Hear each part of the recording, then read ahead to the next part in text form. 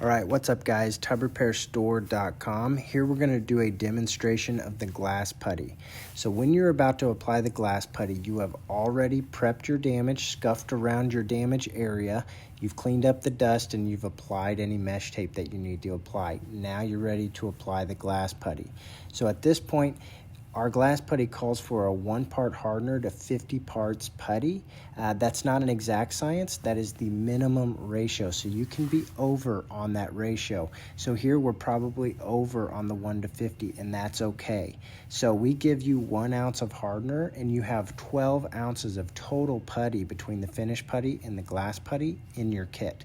So we give you about 4 times as much hardener as you would actually need. Now, whenever you're stirring this up, just be sure to do it like we do it. Stir it in there and then fold it over like this, and just make sure there's no blue streaks or red streaks in your putty. Now, once it's mixed up, you have about 2 minutes to play with it, depending on the temperature of your bathroom. The warmer it is, you might have a little less time. The colder it is, you might have a little more time. So give it about 2 minutes. Once it starts to set up, be done with it. And then if you're applying multiple coats, you can apply the next coat after about 10 minutes. You'll start to feel it firm up a little bit. It won't be fully set up, but it should not come off on your gloves when you touch it at that point. So then you can apply the next coat. Once you're completely finished, give it at least 30 minutes to set up before you go back and sand it with your 80 grit sandpaper.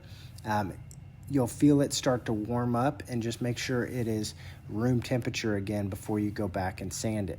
Now, when you sand it with the 80 grit sandpaper, you want to knock down any high edges. You want to really feather the edges on the glass putty and knock down the surface. It doesn't have to be perfectly smooth, because that's what the finished putty will be for.